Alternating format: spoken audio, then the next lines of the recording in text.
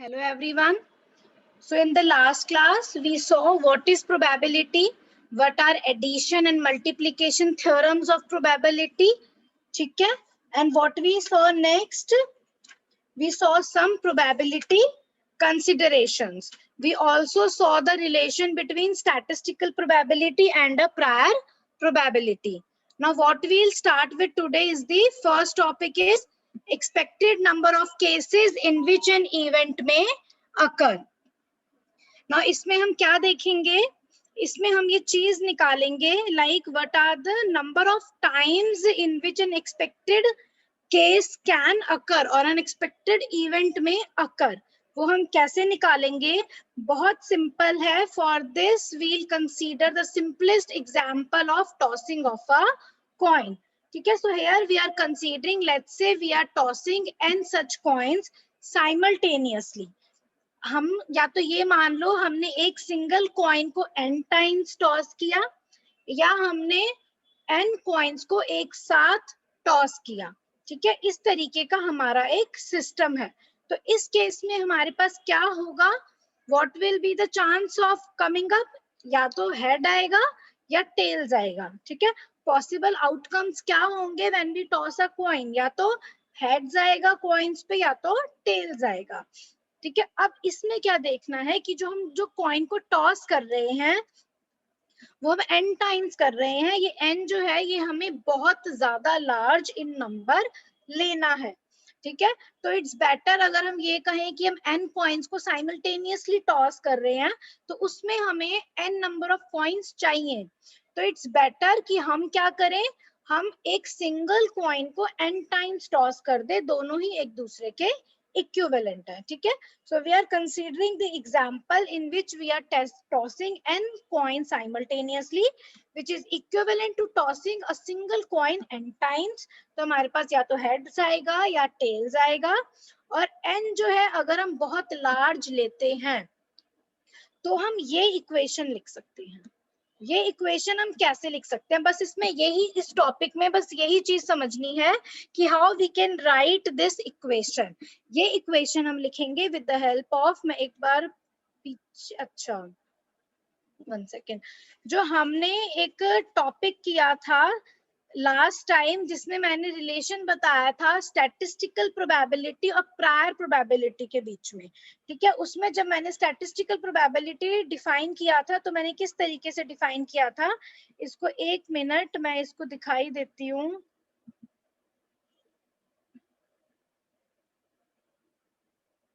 इसको देखोगे तो ये और समझ में आएगा यहाँ पर. ठीक है? स्टैटिस्टिकल प्रोबेबिलिटी को हमने किस तरीके से यहाँ पे डिफाइन किया था, क्या एग्जांपल लिया था कि अगर हमारे पास एक कॉइन है उसको हमने 1000 टाइम्स टॉस किया, टेल हमारा 520 टाइम्स आया, तो स्टैटिस्टिकल प्रोबेबिलिटी क्या होगी टेल के आने की? 520 divided by 1000 is equal to 0.52.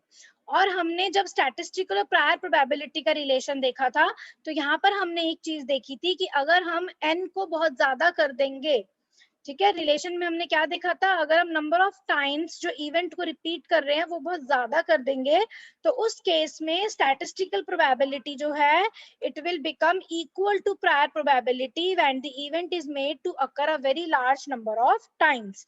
That means उस केस में जो हमारा ये 0.52 है ये हमारा क्या हो जाएगा, ये हमारा हो जाएगा 0.5 equal to 1/2 if this tossing is repeated over a very large number of times. इस n को अगर हम बहुत ज्यादा बढ़ा देंगे तो अब हम इस इक्वेशन का यूज करेंगे to derive the expected number of cases. कैसे?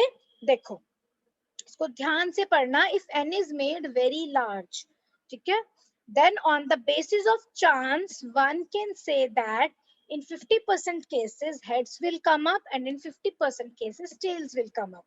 ये तभी possible है if n is very large. जब n बहुत ज्यादा होगा then जब उस केस में हेड आने की प्रोबेबिलिटी जो है वो भी 1/2 के अप्रोच करेगी और टेल्स आने की प्रोबेबिलिटी जो है वो भी 1/2 को अप्रोच करेगी.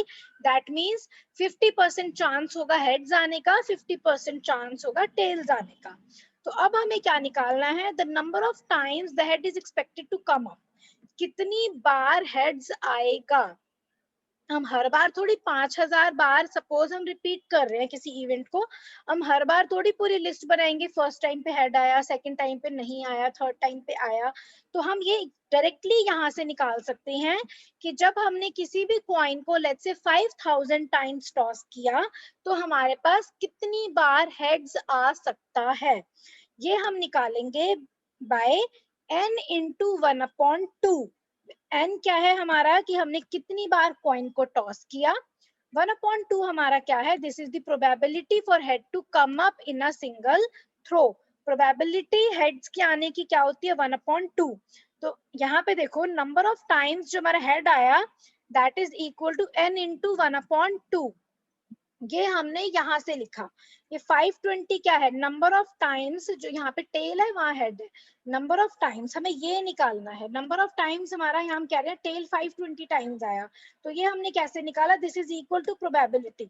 प्रोबेबिलिटी जो है वो क्या हो जाएगी, 1/2 if the event is repeated over large number of times. ठीक है, तो 1/2 इंटू 1000 हमारा क्या है कि टोटल हमने कितनी बार टॉस किया, दैट मींस n। ठीक है, तो कितनी बार टेल्स आया वो किसके इक्वल हुआ, प्रोबेबिलिटी टेल आने की इनटू नंबर ऑफ टाइम्स हमने कॉइन को टॉस किया। तो ऐसे यहाँ पे हेड्स आने का नंबर ऑफ टाइम्स हम कैसे निकालेंगे, n, कितनी बार हमने कॉइन को टॉस किया इनटू हेड्स आने की probability in a single throw. तो ये जो फॉर्मूला है इसको ध्यान रखना। अगर तुम्हारे पास एग्जाम में न्यूमेरिकल आ जाता है, suppose we have tossed a coin 10,000 times, then what is the probability, yeah, what will be the, or yeah, then how many times the head is expected to come up or how many times the tail is expected to come up, then you can directly use this relation। ठीक है, तो this is important। इसको हमने कहा, इसको हमने अब इस फॉर्म में लिखा कि हेड्स नहीं, for any case expected number of cases favourable for the event, चाहे वो फेवरेबल इवेंट हेड्स आने का हो चाहे टेल्स आने का हो, वो कितनी बार आएगा that is equal to the number of trials, हमने कितनी बार टॉस करा into a prior probability of the event. जो हेड्स आने की प्रायर प्रोबेबिलिटी क्या होती है, 1/2, टेल्स आने की प्रायर प्रोबेबिलिटी क्या होती है, 1/2। तो this relation can be written in this manner. ठीक है, so the expected number of times an event may occur in n trials is equal to n into p, where p is the probability for the event to take place in a single trial, and here n should be very large। ठीक है ना, यहाँ पर हम क्या निकाल रहे हैं, इसके बाद परसेंटेज डेविएशन कि एग्जैक्टली अब हमने तो ये कह दिया n इंटू पी के इक्वल होता है, बट कुछ तो डेविएशन हो सकता है ना, एग्जैक्ट तो कुछ भी नहीं है। ठीक है, प्रोबेबिलिटी है ना कि इतना हो सकता है, तो कितना परसेंटेज डेविएशन है वो हमें कैसे पता चलेगा। It should be noted that number of times the event actually occurs may or may not be equal to n into p। अगर हम कहते हैं कि हमने किसी कॉइन को 10,000 टाइम्स टॉस किया तो उसमें हेड आने की प्रोबेबिलिटी क्या होगी, 10,000 इंटू, सॉरी हेड्स आने की प्रोबेबिलिटी नहीं, कितनी टाइम्स हेड्स आने के चांसेस होंगे वो हम कैसे निकालेंगे, 10,000 इंटू 1/2।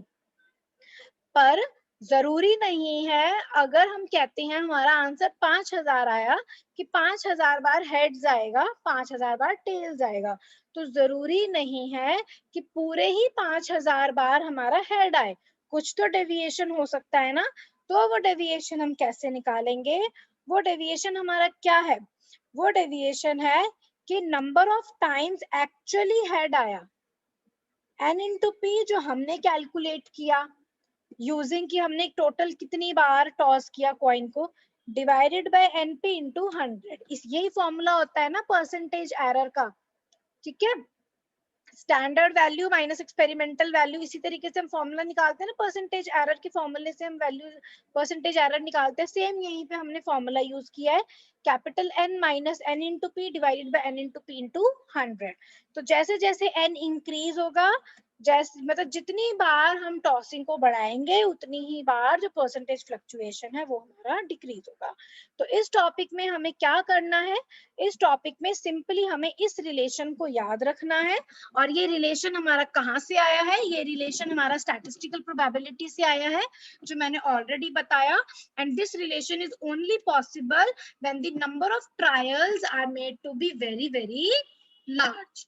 ठीक है, अब इसके ऊपर एक न्यूमेरिकल देख लो फिर और समझ में आ जाएगा। If 1800 dice are thrown simultaneously, हम ये कहते हैं अगर हमने 1800 डाइस को एक साथ थ्रो किया, या दिस इज इक्विवेलेंट टू हमने एक डाइस को 1800 टाइम्स जो है थ्रो किया, तो how many of these do you expect to fall with face 2 to come up. तो इन सारे डाइस में से कितने डाइस हैं जिनमें 2 आया होगा। 2 आने की प्रोबेबिलिटी पहले क्या है, 2 आने की प्रायर प्रोबेबिलिटी क्या है एक डाइस में थ्रो करने की, 1/6 है। तो हेड्स, सॉरी हेड्स नहीं यहाँ पे, sorry, expected number of dice showing face 2 up, कितनी बार फेस जो हमारा आया डाइस पे फेस अप उसमें 2 आएगा जब हम 1800 डाइस को एक साथ थ्रो करेंगे। वो हमारा आएगा कितनी बार हमने डाइस को थ्रो किया 1800 टाइम्स इनटू प्रायर प्रोबेबिलिटी क्या होती है 2 आने की डाइस पे 1/6। तो it says that expected number of times the dice will show phase 2 up will be 300. So we have directly used this formula to solve this example. ठीक है, तो इस तरीके से अगर एग्जाम में न्यूमेरिकल आता है तो थोड़ा ध्यान रखना है कि हम कौन सा फॉर्मूला यूज कर सकते हैं। और ये एक्चुअल वैल्यू नहीं है, this is the expected number. ठीक है, इतना आ सकता है। Now, after knowing this, अब हम in detail पढ़ेंगे tossing of coins, tossing of 2 coins, 3 coins, 4 coins, n coins। ठीक है, तो सबसे पहले हम केस देखेंगे जब we are tossing 2 coins। पहला केस क्या होगा 2 coins की टॉसिंग में, जब हमारे दोनों coins अनलाइक है या डिस्टिंग्विशेबल हैं, मतलब हमारे जो दोनों कॉइन्स हैं वो सेम नहीं है, हम उनको डिस्टिंग्विश कर सकते हैं। तो लेट्स से एक कॉइन हमने कॉपर कॉइन ले लिया, एक कॉइन हमने सिल्वर कॉइन ले लिया। कॉपर कॉइन हमारा नंबर 1 हो गया, सिल्वर कॉइन जो है वो हमारा नंबर 2 हो गया। Now what will be the possible outcomes when we toss these two coins simultaneously? जब हमने दोनों कॉइन्स को साइमल्टेनियसली टॉस किया तो हमारे पास क्या क्या पॉसिबिलिटीज हो सकती हैं। एक पॉसिबिलिटी हमारी ये होगी कि दोनों में हेड आए। ठीक है, H1 एंड H2, 1 का मतलब क्या है फर्स्ट कॉइन, 2 का मतलब है सेकंड कॉइन, दोनों कॉइन्स पे हेड आए। एक पॉसिबिलिटी हो सकती है दोनों कॉइन्स पे टेल्स आए। एक पॉसिबिलिटी हो सकती है कि फर्स्ट कॉइन में हेड आए और सेकंड कॉइन में टेल आए। फोर्थ पॉसिबिलिटी हो सकती है फर्स्ट कॉइन में टेल आए और सेकंड कॉइन में हमारा हेड आए। So in total we have how many possible outcomes? In total we have 4 possible outcomes. So what will be the sample space? Total number of possible outcomes हमारे क्या होंगे, या तो दोनों में हेड्स आए, एक में हेड दूसरे में टेल, पहले में हेड पहले में टेल्स दूसरे में हेड, देन दोनों में टेल्स। इसको हम किस तरीके से लिख सकते हैं, इसको हम लिख सकते हैं इस तरीके से H1 plus T1 into H2 plus T2। ठीक है, इस इक्वेशन को हम इस तरीके से लिख सकते हैं। तो इसका सैंपल स्पेस कैसा बनेगा, कितने पॉसिबल आउटकम्स हैं हमारे 4 हैं। Total number of possible events हमारे हो गए H1 plus T1 into H2 plus T2। Sample space हमारा क्या होगा, 4 पॉसिबल आउटकम्स है, 1 2 3 4। ठीक है, सैंपल स्पेस क्या होता है, ये हम हमारा किससे बनता है, they are made up of sample points कि क्या क्या पॉसिबल आउटकम्स है। Here we have 4 possible outcomes if we are tossing 2 distinguishable coins. अब हर एक पॉसिबिलिटी के आने की प्रोबेबिलिटी क्या होगी, सारे इवेंट्स इक्वली लाइकली हैं, इंडिपेंडेंट है, तो सबकी प्रोबेबिलिटी सेम होगी। ठीक है, अब यहाँ पर देखो हम कहते हैं कि दोनों कॉइन्स में हेड्स आने की प्रोबेबिलिटी 1/4 होगी, दोनों में टेल्स आने की प्रोबेबिलिटी भी 1/4 होगी, हेड्स या टेल्स आने की प्रोबेबिलिटी भी 1/4 होगी। कैसे होगी? We can use the multiplication theorem of probability. Heads आने की प्रोबेबिलिटी क्या है? 1/2 पहले वाले कॉइन में। दूसरे वाले कॉइन में हेड्स आने की प्रोबेबिलिटी क्या है? वो भी 1/2 है। Both the heads are coming simultaneously. जहां साइमल्टेनियसली वर्ड आ जाता है, मैंने लास्ट क्लास में बताया था, we can use the multiplication theorem. तो 1/2 इंटू 1/2 मतलब दोनों कॉइन्स में साइमल्टेनियसली हेड्स आने की प्रोबेबिलिटी क्या होगी? That will be 1/4। This is the probability of a composite event. Probability हमें किसकी निकालनी है? Probability of getting the two heads simultaneously in the two coins. ठीक है, तो ये हमारा आ गया 1/4। सिमिलरली टेल्स आने की भी 1/4, पहले में हेड दूसरे में टेल आने की भी 1/4, पहले में टेल दूसरे में हेड आने की प्रोबेबिलिटी भी 1/4। इसको हम टेबुलर फॉर्म में लिख सकते हैं इस तरीके से। हमारे पास क्या क्या पॉसिबल इवेंट्स होंगे? दोनों में हेड्स आए, दोनों में टेल्स आए, पहले में हेड दूसरे में टेल, पहले में टेल दूसरे में हेड, और इन सब की प्रोबेबिलिटीज हमारी होंगी 1/4। ठीक है, इसको मैं थोड़ा सा जूम आउट कर देती हूँ। तो यहाँ पे हमें क्या पता चला? Probability of two independent events to take place simultaneously is equal to the product of the probability of occurrence of the individual events P1 and P2, जो हमने ऑलरेडी देखा था इन दी मल्टीप्लीकेशन थ्योरम ऑफ प्रोबेबिलिटी। तो अगर मैं कहती हूँ मेरे पास 2 कॉइन्स नहीं है, मेरे पास n नंबर ऑफ कॉइन्स है, ठीक है, या n number of independent events है, तो उन सबका साइमल्टेनियसली अकर होने की प्रोबेबिलिटी क्या होगी? सबको हम मल्टीप्लाई कर दें, सबकी प्रोबेबिलिटीज को हम मल्टीप्लाई कर दें। तो यहाँ पर अगर हम कहते हैं इंस्टेड ऑफ 2 कॉइन्स हमारे पास n नंबर ऑफ कॉइन्स हैं and they are tossed simultaneously, तो हमारी प्रोबेबिलिटी क्या होगी? Of all of the showing heads. इसको बुक में ठीक कर लेना, या 1/4 रेज टू पावर n लिखा था, इसका आंसर होगा 1/2 रेज टू पावर n। ठीक है, ये हमारा कैसे आया? देखो, फर्स्ट कॉइन में हेड आने की प्रोबेबिलिटी 1/2 है, सेकंड में भी 1/2 है, थर्ड में भी 1/2 है, ऐसे टोटल n तक जाएगा। So 1/2 into 1/2 into 1/2 so on up to n। तो ये हमारा हो गया 1/2 रेज टू पावर n। यहाँ पर वी हैव टॉस्ड 2 कॉइन्स, तो that means n becomes equal to 2। तो n जब हमारा 2 हो गया तो 1/2 का स्क्वायर हमारा क्या होगा? 1/2 का स्क्वायर हमारा 4 होगा, और यही हमें मिला। ठीक है, यही हमने यहाँ पे फाइंड किया ना कि प्रोबेबिलिटी क्या होगी of getting the two heads simultaneously if we are tossing the 2 coins, that will be 1/4। ये हमने ऑलरेडी यहाँ पे देखा था। ठीक है, तो ये हम डायरेक्टली निकाल सकते हैं using this formula which we have obtained using the multiplication law of probability. Now हम नेक्स्ट केस देखेंगे। देखो एग्जाम में ना इस टाइप का केस आ जाता है कि सारी पॉसिबल इवेंट्स बताओ if we are tossing 2 coins which are distinguishable. अगर डिस्टिंग्विशेबल है तो हम ये वाला पार्ट करेंगे। अगर they are saying when the 2 coins are similar and indistinguishable, अब दोनों कॉइन्स हमारे इनडिस्टिंग्विशेबल है, हम दोनों को डिस्टिंग्विश नहीं कर सकते, पहला कौन सा है दूसरा कौन सा है। तो मतलब H1 और H2 या T1 और T2 हम डिस्टिंग्विश नहीं कर सकते। अब हम बस ये कह सकते हैं हेड्स आया है या टेल्स आया है। अब हम ये नहीं कह सकते कि कौन से कॉइन में हेड आया है और कौन से कॉइन में टेल आया है। तो इस केस में हमारे पॉसिबल आउटकम्स 3 हो जाएंगे, 4 नहीं होंगे। Now we have 3 possible events not 4। Why? क्या पॉसिबल इवेंट्स होंगे अब हमारे? या तो दोनों में हेड आएगा, या दोनों में टेल आएगा, या एक में हेड और एक में टेल। इनडिस्टिंग्विशेबल कॉइन्स है, हमें नहीं पता कौन से कॉइन पे हेड है कौन से पे टेल है, बस हमें इतना पता है एक में हेड है और एक में टेल है। ठीक है, so here instead of 4 combinations we have 3 combinations when we are talking about the indistinguishable coins. इसका ध्यान रखना है। तो total number of possible events हमारे क्या थे अगर डिस्टिंग्विशेबल था? तो H1 plus T1 into H2 plus T2। अब ये इनडिस्टिंग्विशेबल है तो H1 को हम H से रिप्लेस करेंगे, T1 को भी T से, H2 को भी H से, T2 को भी T से। तो अब हमारे पास क्या आ गया? H square plus T square plus 2HT। यहाँ पर हमारा अब क्या आया है, देखो एच टी के आगे एक 2 फैक्टर ऐड हो गया, इस 2 को हम कहते हैं वेटेज। इसका भी हम आगे बताएंगे कैसे यूज होता है। तो प्रोबेबिलिटी क्या होगी, दोनों कॉइन्स पे हेड्स या टेल्स आने की, दोनों कॉइन्स पे हेड्स आने की प्रोबेबिलिटी होगी 1/4, दोनों कॉइन्स पे टेल्स आने की प्रोबेबिलिटी भी होगी 1/4।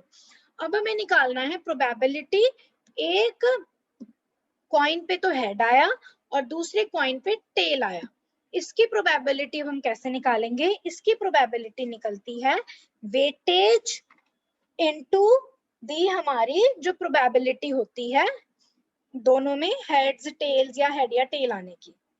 वेटेज हमारी क्या है यहाँ पर 2, तो 2 इंटू 1/4 दैट बिकम्स 1/2। तो यहाँ पे इसको टेबुलर फॉर्म में देखोगे तो ये हमारी चीज है, दोनों कॉइन्स पे हेड आया एच एच, दोनों कॉइन्स पे टेल आया, ये एक पॉसिबल इवेंट है। एक इवेंट क्या है, एक में हेड आया और एक में टेल आया, ठीक है। और इसको हम कह सकते हैं एग्जैक्टली वन हेड अप, एक बार हेड आया दूसरी बार टेल आया, ठीक है। तो इनकी वेटेज तो 1/1 है। इसमें क्या है, एक में हेड आया दूसरे में टेल या दूसरे में टेल पहले में हेड, इनडिस्टिंग्विशेबल है, हमें नहीं पता। तो यहाँ पर हमारी वेटेज क्या हो जाती है 2, यहाँ से वेटेज आई 2, तो जब हम इसकी प्रोबेबिलिटी निकालेंगे तो हम इसको वेटेज से मल्टीप्लाई करेंगे। इसकी तो 1/4 है simple probability, 1/2 raise to power n where n is 2। यहाँ से हमने प्रोबेबिलिटी निकाल ली, इसकी भी हमने निकाल ली 1/4। अब इसमें प्रोबेबिलिटी तो 1/4 है, 2 कॉइन्स है पर वेटेज 2 है, तो 2 इंटू 1/4 दैट गिव्स 1/2। सिमिलरली यहाँ पर भी 1/2, ये दोनों जो है हमारा एक ही चीज है। और लिखा है ना कि पहले में एक में हेड आया एक में टेल, या किसी एक में हेड आया दैट मीन्स दूसरे में टेल ही आएगा, ठीक है। तो exactly one head is identical to exactly one tail और एग्जैक्टली वन हेड और वन टेल। तो ये हमारा केस हुआ टॉसिंग ऑफ 2 कॉइन्स। यहाँ पे हमारा जब हमारे, अब यहाँ पे तुमने एक चीज नोटिस करी, जैसे ही हमारे कॉइन्स डिस्टिंग्विशेबल हो जाते हैं वहां पर हमारे पॉसिबल आउटकम्स बढ़ जाते हैं, जैसे ही कॉइन्स इनडिस्टिंग्विशेबल हो जाते हैं हमारे जो पॉसिबल आउटकम्स हैं वो कम हो जाते हैं, 4 की जगह हमारे 3 हो गए। और जब हमारा इनडिस्टिंग्विशेबल है तो वहां पर हम वेटेज को कंसीडर करते हैं टू फाइंड दी प्रोबेबिलिटी, ठीक है। नेक्स्ट अब हम देखेंगे, अगर 2 के बाद हमारे पास अब 3 कॉइन्स है, अगर ये कॉइन्स डिस्टिंग्विशेबल हैं तो बहुत सिंपल है, हमारा टोटल हमारे पास 8 इवेंट्स बनेंगे, ठीक है। कैसे बनेंगे टोटल पॉसिबल इवेंट्स 8, देखो यहाँ से हम निकाल सकते हैं। देखो अब प्रोबेबिलिटी क्या होगी, हमारे पास कॉइन्स कितने हो गए 3, प्रोबेबिलिटी क्या होती है 1/2 raise to power n, n हमारा है 3, तो प्रोबेबिलिटी हो गई 1/8, ठीक है। हमारे पास पॉसिबल इवेंट्स 8 हैं, कैसे कि पहले में हेड दूसरे में हेड तीसरे में हेड, पहले में टेल दूसरे में टेल तीसरे में टेल, फर्स्ट 2 में हेड आया फिर टेल, फिर फर्स्ट और थर्ड में हेड आया सेकंड में टेल, फिर सेकंड और थर्ड में हेड आया फर्स्ट में टेल, ऐसे ही फर्स्ट में हेड आया सेकंड थर्ड में टेल, फर्स्ट में टेल थर्ड में टेल सेकंड में हेड, फर्स्ट और सेकंड में टेल थर्ड में हेड। तो हमारे पास टोटल 8 पॉसिबिलिटीज हैं, डिस्टिंग्विशेबल है। तो हम इसमें ये देख सकते हैं कि किस कॉइन में हेड आया किस कॉइन में टेल आया, ठीक है। ये तुम ऑलरेडी जो है निकाल सकते हो। Total number of possible events हम कैसे निकालते हैं 2 रेज़ टू पावर n से, ये आगे मैं बताऊंगी, तुम्हें पता चलेगा कि कैसे। अब देखो हमारे पास n कितना है 3 है ना यहाँ पे, तो 2 raise to power 3 which is 8। तो यहाँ से हमें पता चल रहा है total number of possible events जो है हमारे पास 8 होंगे जब हम किसी 3 कॉइन्स को साइमल्टेनियसली टॉस करेंगे, ठीक है। ये मैं आगे बताऊंगी कि नंबर ऑफ पॉसिबल इवेंट्स जो है वो 2 रेज़ टू पावर n जो है वो कैसे होते हैं, ठीक है। Total number of possible events होते हैं 2 रेज़ टू पावर n और प्रोबेबिलिटी जो है वो होती है 1/2 रेज़ टू पावर n। तो प्रोबेबिलिटी क्या आ गई हमारी 1/8, 1/8 सबकी प्रोबेबिलिटी हो गई 1/8 if we are tossing 3 distinguishable coins simultaneously. Next अब हम देखेंगे ये तीनों कॉइन्स जो है हमारे डिस्टिंग्विशेबल नहीं है, इनडिस्टिंग्विशेबल है। इसमें एक चीज और देखना, total number of possible events को अब हम कैसे लिख सकते हैं, h1 plus t1 into h2 plus t2 into h3 plus t3। अब ये फैक्टर भी ऐड हो गया हमारा, because now we have 3 coins. Next when these 3 coins are indistinguishable, तो h1 h2 h3 को हम h कह सकते हैं, t1 t2 t3 को हम t से रिप्लेस कर सकते हैं, क्योंकि हमें नहीं पता किस कॉइन पे हेड आएगा किस कॉइन पे टेल आएगा। So now what will be the possible outcomes. Possible outcomes अब क्या होंगे, देखो यहां से अगर हम देखें, अगर हमारा इनडिस्टिंग्विशेबल है, तीनों में हेड आया एक ये आ गया, तीनों में टेल आया एक ये आ गया, अब ये तीनों मिलके एक पॉसिबल आउटकम बनाएंगे। ठीक है, दो में हेड आया एक में टेल आया, किस में आया हमें नहीं पता, दो में हेड्स एक में टेल, एक पॉसिबिलिटी क्या बनेगी, दो में टेल एक में हेड। ठीक है, क्या पॉसिबिलिटी है, तो तीनों में हेड आया या दो में हेड आया या एक में हेड आया या तीनों में ही टेल्स आया। तो हमारे पास टोटल पॉसिबल आउटकम्स अब कितने हो गए, 1 2 3 एंड 4। जो ये हमारा आउटकम है इसमें वेटेज कितनी है, 3 पॉसिबल वेज है ना। और जो हमारा ये वाला पॉसिबल आउटकम है, दो में टेल्स आया, इसमें कितनी वेटेज बन रही है, 3। तो क्या है हमारा, तीनों में हेड्स आया तीनों में टेल्स आया, दो में हेड एक में टेल, एक में हेड दो में टेल। तो हम total number of possible events को कैसे लिख सकते हैं, h1 h2 h3 को h से रिप्लेस करो, t1 t2 t3 को t से रिप्लेस करो, तो ये हमारा सिंपल बन गया a प्लस बी का whole cube, a cube plus b cube plus 3a square b plus 3ab square. तो इसकी वेटेज तो 1 है, तो ये आने की प्रोबेबिलिटी हो गई 1/8। सिमिलरली इसके आने की प्रोबेबिलिटी भी हो गई 1/8, इसकी वेटेज 3 है और इसकी भी वेटेज 3 है, मतलब इसके आने की प्रोबेबिलिटी क्या है, 3/8 और इसके आने की प्रोबेबिलिटी भी है 3/8। तो ये हमारा बना, इसको टेबुलर फॉर्म में हमने ऐसे लिख दिया।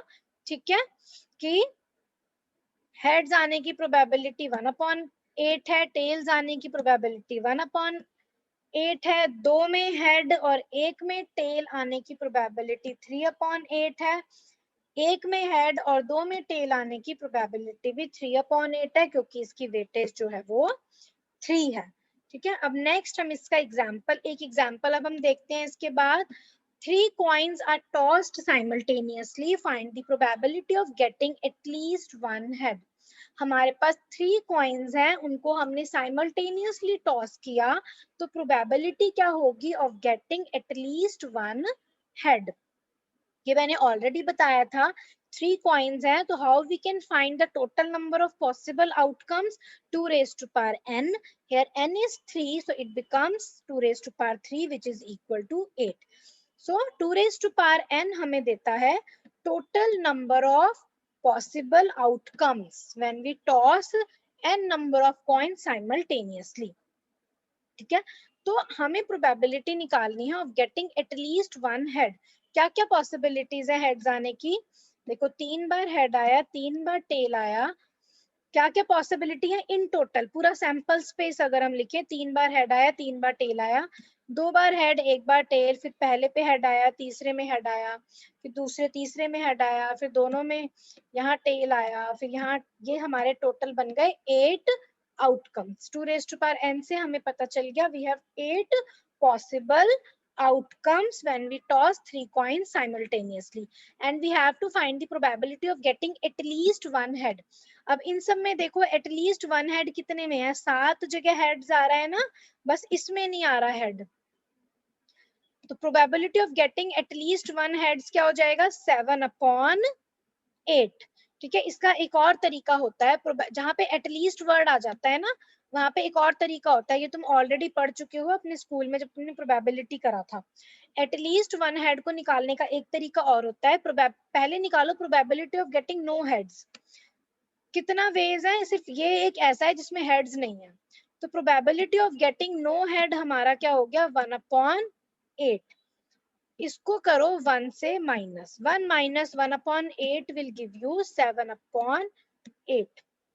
इसका फॉर्मूला होता है probability of getting at least one head is equal to 1 minus probability of getting no heads. ये हमारा सिंपल हो जाता है थोड़ा, ठीक है, क्योंकि नो हेड्स का मतलब है तीनों में टेल आएगा, तो ए की पॉसिबिलिटी अब 1/8 हो गया, सिंपल, तो 1 minus 1/8 is 7/8। हमें ये पूरा सैंपल स्पेस जो है कंस्ट्रक्ट करने की जरूरत ही नहीं है। अब देखो जो हमने ऊपर लिखा था ना, अब अगर तुमको थोड़ी सी भी कंफ्यूजन है कि ये 3/8 क्यों आया, वो यहाँ से क्लियर हो जाएगा। देखो 2 हेड और 1 टेल आने की प्रोबेबिलिटी 3/8 है। यहाँ पे देखो, यहाँ पर है एक 2 हेड और 1 टेल, 2 हेड और 1 टेल, 2 हेड और 1 टेल, कितने हैं पॉसिबल वेज? 3। टोटल वेज कितनी है? 8। तो प्रोबेबिलिटी क्या हो गई? 2 हेड और 1 टेल आने की 3/8। सिमिलरली प्रोबेबिलिटी 1 हेड और 2 टेल आने की क्या होगी? एक ये पॉसिबिलिटी है, एक ये पॉसिबिलिटी है, एक ये पॉसिबिलिटी है, ठीक है। तो प्रोबेबिलिटी क्या हो गई? 3/8। अगर इनडिस्टिंग्विशेबल, अगर डिस्टिंग्विशेबल होते तो ये तीनों चीजें अलग हैं, तो ये चीज आने की प्रोबेबिलिटी है 1/8, ये आने की 1/8, ये आने की 1/8, क्योंकि यहाँ h की जगह h1 हो जाएगा, या h2 हो जाएगा, या t3 हो जाएगा, ठीक है। अब ये तीनों, अब हमारे कॉइन्स जो है वो इनडिस्टिंग्विशेबल है, तो उस केस में हम सिंपल प्रोबेबिलिटी निकालेंगे 2 हेड और 1 टेल आने की, तो वो हमारी हो गई 3/8। सिमिलरली 1 हेड और 2 टेल आने की प्रोबेबिलिटी भी हो गई 3/8। तो यहाँ पे तुम्हें किस चीज का ध्यान देना है? यहाँ पर हमारा टॉसिंग ऑफ कॉइन्स का खत्म होता है, एन कॉइन्स का हम बाद में देखेंगे, वो डेरिवेशन है प्रॉपर और वो इम्पोर्टेंट भी है from examination point of view, that will see in the next class. आज हमने क्या देखा, अभी हम आगे और पढ़ेंगे। अभी तक हमने क्या देखा? अभी हमने ये देखा कि अगर हम दो कॉइन्स को टॉस कर रहे हैं और अगर वो दोनों कॉइन्स डिस्टिंग्विशेबल है, उस केस में जो पॉसिबल आउटकम्स हैं वो डिफरेंट होते हैं। अगर कॉइन्स इनडिस्टिंग्विशेबल हो गए तो पॉसिबल आउटकम्स डिफरेंट होंगे। अगर हमारे पॉसिबल आउटकम्स डिफरेंट हैं, दैट मीन्स हमारी प्रोबेबिलिटीज भी डिफरेंट होंगी और उसमें हमें वेटेज को कंसीडर करना जरूरी है, ठीक है। नेक्स्ट अब हम केस देखेंगे थ्रोइंग ऑफ 2 डाइस। ये भी बहुत सिंपल है, ठीक है। अगर हम किसी 2 डाइस को थ्रो करते हैं तो we have in total 36 possible ways. ये ऑलरेडी तुम लोगों ने देख रखा है in your school. Possible ways क्या होंगे? दोनों में 1 1 आया, एक में पहले में 1 आया, दूसरे में 2 आया, पहले में 1 दूसरे में 3, पहले में 1 दूसरे में 4, पहले में 1 दूसरे में 5, पहले में 1 दूसरे में 6। सिमिलरली पहले में 2 दूसरे में 1 सो ऑन अप टू 6, पहले में 3 दूसरे में 1 सो ऑन अप टू 6, पहले में 4 दूसरे में 1 सो ऑन अप टू 6, पहले में 5 दूसरे में 1 and so on up to 6, पहले में 6 दूसरे में 1 and then so on up to 6। So in total we have 36 possible ways when we throw 2 dice simultaneously. इसको निकालने का दूसरा तरीका क्या होता है? देखो इसको हम यहाँ से सॉल्व कर सकते हैं। सपोज इफ वन इवेंट में अकर इन m different ways and the other independent event in n different ways, then both the events can occur simultaneously in m into n different ways. अगर पहला जो डाइस हमने throw किया उसमें possible events हमारे 6 होते हैं, ठीक है। दूसरा डाइस जब हमने थ्रो किया उसमें भी जो पॉसिबल इवेंट्स है वो हमारे 6 होते हैं, तो जब हम दोनों डाइस को साइमल्टेनियसली थ्रो करेंगे तो हमारे पॉसिबल इवेंट्स क्या होंगे? 6 into 6 विच इज 36, ठीक है। और ये हमने यहाँ पर भी देखा, इसीलिए अब इसमें ध्यान से सुनो, इसी वजह से हमारा टॉसिंग ऑफ कॉइन में 2 raised to power n आया था। पहला जो कॉइन है उसको टॉस करने के पॉसिबल वेज कितने हैं? 2। दूसरा कॉइन जो है उसको टॉस करने के पॉसिबल वेज कितने हैं? 2। जो तीसरा कॉइन्स है उसको टॉस करने के पॉसिबल वेज है 2। तीनों कॉइन्स को साइमल्टेनियसली टॉस करने के पॉसिबल वेज कितने हो गए? 2 into 2 into 2, 2 raised to power 3 which is equal to 8। यहाँ पे 2 की जगह 6 है तो 6 into 6, और अगर 2 की जगह हमारे पास 3 डाइस हो जाएंगे तो ये हो जाएगा 6 into 6 into 6 वेज, ठीक है। नाउ अब इसमें हम ये नेक्स्ट न्यूमेरिकल देखेंगे। व्हाट इज, इसमें सिंपल हमने बस इतना देखा है, जब हम किसी डाइस को थ्रो करते हैं we have in total 36 possible ways, और वो हमने यहाँ से निकाला है यूजिंग दिस कंक्लूजन, ठीक है। और यू कैन से उस चीज से we come to this conclusion, ठीक है। तो इस लाइन को याद रखना है। Now, what is the probability of a number 3 and 5 taking place by throwing two dice simultaneously? दो डाइस को हमने थ्रो किया साइमल्टेनियसली, तो प्रोबेबिलिटी क्या होगी नंबर 3 और 5 के आने की एक साथ, ठीक है। देखो 3 आने की प्रोबेबिलिटी क्या होगी 1/6, 2 आने की प्रोबेबिलिटी क्या होगी 1/6। मल्टीप्लिकेशन थ्योरम लगाएंगे हम प्रोबेबिलिटी की, कि दोनों को साइमल्टेनियसली आने की प्रोबेबिलिटी क्या होगी P1 into P2 that is equal to 1/36, 1 into 6 into 1 into 6।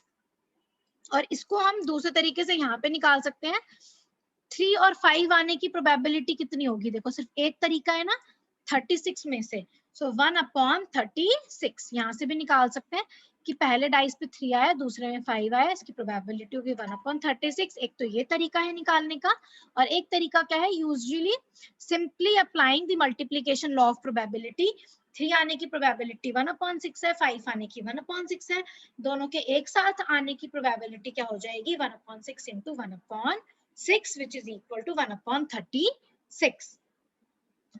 इस एग्जाम्पल्स को ढंग से पढ़ना, मैं ये एक एक एग्जाम्पल तुम लोग को समझा रही हूँ ताकि जो मैं थ्योरी करा रही हूँ उसको तुम न्यूमेरिकल से रिलेट कर सको और एग्जाम में जब आए तो ढंग से कर सको ना। अब हम नेक्स्ट एग्जाम्पल देखेंगे। We have a well shuffled pack of 52 playing cards. हमें प्रोबेबिलिटी निकालनी है कि जो हम फर्स्ट 3 कार्ड्स निकाल रहे हैं उसमें एक एस होगा हर्ट का, एक किंग होगी हार्ट की और एक क्वीन होगा हार्ट का। अब हार्ट का एस कितना होता है, हार्ट का इक्का 1 होता है, किंग कितने होते हैं हार्ट के 1 होते हैं, क्वीन कितने होते हैं हार्ट के 1 होते हैं, ठीक है। तो एस को निकालने की प्रोबेबिलिटी क्या होगी, हार्ट के एस को निकालने की 1/52, 1C1/52 C1। Similarly second card में किंग के आने की प्रोबेबिलिटी क्या होगी, एस हमने निकाल दिया, कितने कार्ड्स बच गए 51, तो 51 में से हमने एक किंग ऑफ हार्ट निकाला, तो 1C1/51 C1 which is 1/51। Third card में से सॉरी, अब हमारे पास रिमेनिंग 50 प्लेइंग कार्ड्स बच गए। 50 प्लेइंग कार्ड्स में हमने थर्ड कार्ड ड्रॉ किया which is a queen of heart. Queen of heart एक होती है, तो प्रोबेबिलिटी होगी 1C1/50 C1 दैट इज 1/50। अब इन तीनों कार्ड्स को साइमल्टेनियसली ड्रॉ करने की प्रोबेबिलिटी क्या हो गई, using the multiplication law 1/52 into 1/51 into 1/50। So this is the probability of simultaneously drawing an ace, a king and a queen of heart from a well shuffled pack of 52 playing cards। ठीक है, तो इस तरीके का ये numerical हो गया। अब आज हम ये लास्ट टॉपिक और देखेंगे। This is very simple, you already know this, probability of occurrence and non occurrence of an event। अगर हम कहते हैं कि एक इवेंट की अकर होने की प्रोबेबिलिटी p है, तो उसके नॉन अकर होने की प्रोबेबिलिटी क्या होगी 1 - p, so that total probability becomes 1। So if the probability of occurrence is p, then we say that 1 - p is the probability of non-occurrence of the event. Let it be denoted by q. So total probability जो है p plus q that will be equal to 1। देखो total probability तो 1 होगी ना, या तो event होगा या नहीं होगा, ठीक है। तो होना प्लस नहीं होना is equal to 1। So if an event is certain to occur, we say that its probability is 1। If probability of an event to happen is p, then the probability of event to be not happening is 1 - p which is q। ठीक है, so p plus q is 1। या तो event होगा या नहीं होगा, total probability will be 1। तो अगर होने की probability p है तो ना होने की probability हमारी 1 - p होगी। बस यहाँ पे ये दे रखा है, probability of non occurrence of an event is simply 1 - probability of its occurrence। अब इसको एक एग्जाम्पल के तौर पे भी बताया है ताकि और समझ में आ जाए। अगर हम एक डाइस को थ्रो कर रहे हैं तो फेस पे 2 आने की प्रोबेबिलिटी क्या होगी? 1/6। 1/6 प्रोबेबिलिटी है जब हमने डाइस को थ्रो किया 2 आने की। तो प्रोबेबिलिटी क्या होगी 2 ना आने की? 1 माइनस 2 आने की probability. 1 minus 1/6 that is equal to 5/6। इसको एक और एग्जाम्पल से देख लो और समझ में आ जाएगा। A pair of 6 faced of dice with faces marked 1 to 6 is thrown. What is the probability that sum of the numbers which show up is 7? हमने दो डाइस है, पेयर ऑफ डाइस मतलब दो डाइस, हमने दो डाइस हैं उनको simultaneously throw किया। अब हमें प्रोबेबिलिटी निकालनी है कि जब हमने दो डाइस को थ्रो किया तो उनमें इस तरीके से नंबर्स आए कि उनका सम 7 बने। Total number of possible ways क्या होंगे जब दो डाइस को थ्रो करते हैं? 36। 6 into 6 36। अब उसमें से सम ऑफ 7 आने के कौन कौन से पॉसिबल वेज हैं? या तो एक में 1 आए, दूसरे में 6, या पहले में 6 आए, दूसरे में 1, या पहले में 2 आए, दूसरे में 5, या पहले में 5 आए, दूसरे में 2, या पहले में 3 आए, दूसरे में 4, या पहले में 4 आए और दूसरे में, इसको करेक्ट करो, दूसरे में 3। ठीक है, तो हमारे पास टोटल पॉसिबल वेज कितने हो गए? 1 2 3 4 5 एंड 6। तो total number of favourable ways हो गए हमारे 6। तो by the definition of probability P हमारा क्या हो गया? It is the ratio of total number of favourable ways to the total number of possible outcomes. So 6/36, which is 1/6. So 1/6 is the probability of getting a sum of numbers to be 7 when we throw two dice simultaneously. क्या I hope यहाँ पे आज हमको इतना ही करना था। I hope ये सबको क्लियर होगा हमने क्या किया। सबसे पहले हमने देखा कि एक्सपेक्टेड नंबर ऑफ वेज हम कैसे निकालते हैं for an event to occur. ठीक है, उसका फॉर्मूला बताया मैंने, न्यूमेरिकल से समझाया। फिर मैंने बताया कि प्रोबेबिलिटीज या total number of possible ways क्या होंगे इफ वी टॉस 2 और 3 coins simultaneously if the coins are distinguishable or indistinguishable।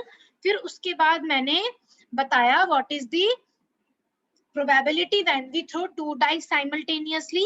फिर उसके बाद बताया what will be the probability if the probability of occurrence of an event is P, then the probability of non-occurrence of an event is 1 minus P, so that total probability becomes 1. So in the next class we'll start with the case of a box divided into equal sized compartments.